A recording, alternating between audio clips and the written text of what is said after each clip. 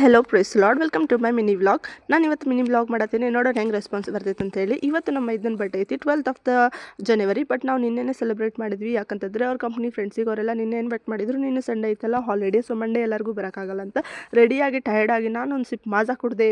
ಆಮೇಲೆ ಏನಂತಂದರೆ ನಾವು ತಂದೂರಿ ರೋಟಿ ಆಮೇಲೆ ಬಟರ್ ನಾನ್ ತರಕ್ಕಂತ ಹೇಳಿ ನಾವು ಹೋದ್ವಿ.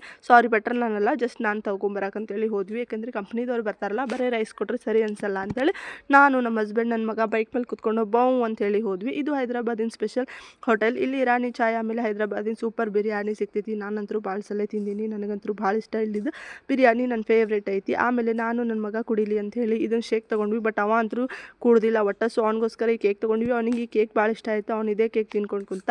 ಸೊ ಬಟರ್ ನಾನ್ ಆ್ಯಂಡ್ ಅದು ರೊಟ್ಟಿ ರೆಡಿ ಆಗಿತ್ತು. ಸೊ ತೊಗೊಂಡು ಹೋದ್ವಿ ಮನೆಗೆ. ನಾವು ಚಿಕನ್ ಸಾರು ಮಾಡಿದ್ವಿ ಇವತ್ತು ನಾನ್ ವೆಜ್ ಸಲುವಾಗಿ ನಾವು ಏನಂತಂದರೆ ಪನ್ನೀರ್ ಮಾಡಿದ್ವಿ. ಭಾಳ ಜನ ಬರ್ತಾರೆ ಅಂದರೆ 7 ಪೀಪಲ್ ಪ್ಲಸ್ ನಾವು 5 ಪೀಪಲ್ ಅಂತ ಹೇಳಿ ಅಂದ್ಕೊಂಡು ಮಾಡಿದ್ವಿ. ಬಟ್ ಅವರು ಸ್ವಲ್ಪ ತಿಂದರೆ ಇವಾಗ ಸಿಕ್ಕಾಪಟ್ಟಿ ಉಳಿದೈತಿ. ಇದು ವೆಜಿಟೇರಿಯನ್ ಸಲುವಾಗಿ ನಾವು ಪನ್ನೀರ್ ಮಾಡಿದ್ವಿ. ನಾನು ನಮ್ಮ ಅತ್ತೆ ಮಾಡಿದ್ವಿ. ಬಟ್ ಸಿಕ್ಕಾಪಟ್ಟೆ ಅಂದರೆ ನಮ್ಮ ಅತ್ತಿನೇ ಮಾಡ್ಯಾರ. ಇದು ಮಸಾಲ ರೈಸ್ ಮಾಡಿದ್ವಿ ನಾವು.